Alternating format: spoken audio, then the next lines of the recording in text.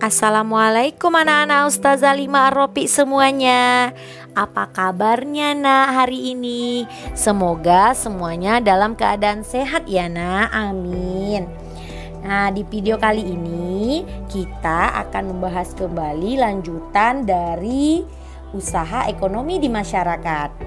Nah, sebelum kita masuk ke materinya, ada baiknya kita berdoa dulu ya nak. Bismillahirrahmanirrahim. Allahumma zidna ilman warzuqna fahman wa amalan salihan. Nah, pada video sebelumnya kita sudah mengenal berbagai usaha ekonomi yang ada di masyarakat Indonesia. Usaha ekonomi tersebut ada dikelola perseorangan dan ada juga yang dikelola oleh kelompok. Kita bahas satu persatu yuk nak. Nah, yang pertama adalah usaha yang dikelola oleh perseorangan.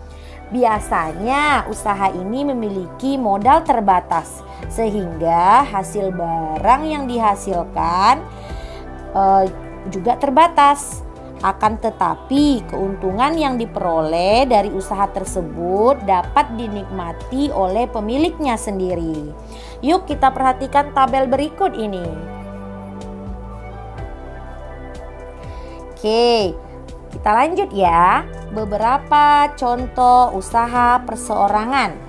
Antara lain adalah yang pertama adalah usaha pertanian dan perkebunan.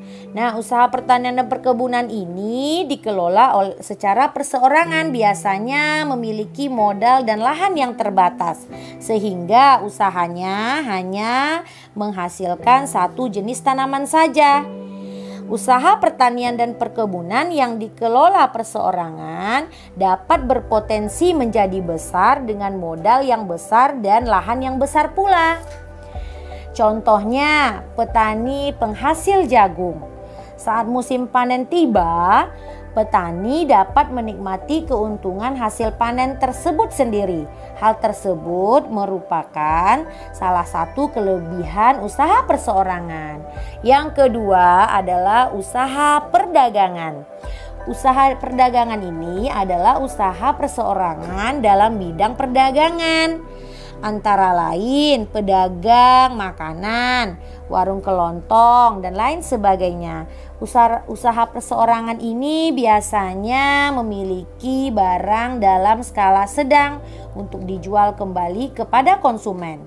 Kelebihannya adalah keuntungan dapat dimanfaatkan sendiri. Yang ketiga adalah usaha perseorangan di bidang jasa. Biasanya usaha perseorangan di bidang jasa ini berskala sedang dan skala kecil.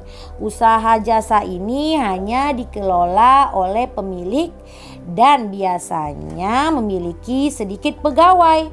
Contohnya usaha jasa perseorangan adalah usaha bengkel, salon, barbershop, dan lain sebagainya. Yang keempat adalah usaha perseorangan di bidang industri. Adalah usaha yang biasanya dikelola sederhana di rumah. Pegawai yang dipekerjakan adalah masyarakat sekitar. Contohnya antara lain adalah usaha industri anyaman, tempe, tahu, roti, dan lain sebagainya. Salah satu kelebihan usaha ini adalah terciptanya lapangan pekerjaan melalui pemberdayaan masyarakat sekitar. Nah, oke, kita lanjut lagi ya. Jenis usaha yang kedua adalah usaha kelompok atau dikelola bersama. Usaha kelompok biasanya dikelola dan dimiliki oleh lebih dari satu orang. Yuk kita lihat kekurangan dan kelebihan usaha kelompok ini. Silakan perhatikan tabel berikut ini. Oke, udah diperhatikan ya nak? Silakan dibaca dan dipahami. Nah, contoh usaha kelompok ini adalah yang pertama adalah BUMN, yaitu Badan Usaha Milik Negara. Adalah usaha ekonomi yang sebagian besar modalnya berasal dari negara. Tujuan pendirian BUMN ini adalah untuk melindungi kepentingan rakyat, yaitu pemenuhan kebutuhan dan meningkatkan kesejahteraan rakyat. Contohnya badan usaha penyedia fasilitas umum. Nah, yang kedua adalah firma.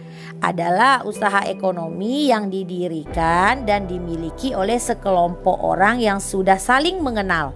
Perkembangan sebuah firma merupakan tanggung jawab para anggotanya. Contohnya adalah firma yang bergerak di bidang konsultasi hukum dan keuangan. Nah, yang ketiga adalah persekutuan komanditer atau CV. Didirikan sekurang-kurangnya 2 orang yang menyetorkan modal. Usaha CV dapat dikembangkan dari firma. Ini memungkinkan jika firma ingin memperluas usahanya dan membutuhkan banyak modal. Nah, yang keempat adalah perseroan terbatas atau PT, yaitu usaha bersama yang modalnya berupa kumpulan saham. Setiap saham memiliki nominal tertentu. Banyaknya saham mempengaruhi keuntungan yang diperoleh oleh pemilik saham. Semakin banyak saham yang dimiliki, maka keuntungan yang diperoleh pun akan semakin besar. Contohnya PT Penerbit Buku Erlangga. Yang kelima adalah koperasi.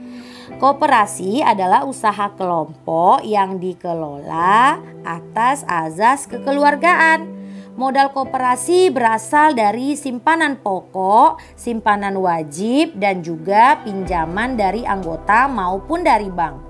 Tujuan koperasi adalah untuk meningkatkan kesejahteraan para anggotanya. Contohnya, koperasi menjual kebutuhan sehari-hari, koperasi sekolah, dan koperasi unit desa atau KUD yang menyediakan bahan pertanian. Oke, sampai di sini dulu ya video Ustazah kali ini. Silahkan Anda pelajari sambil lihat di buku tema dan bu penanya. Diulang-ulang dibaca-baca lagi ya nak. Tetap semangat.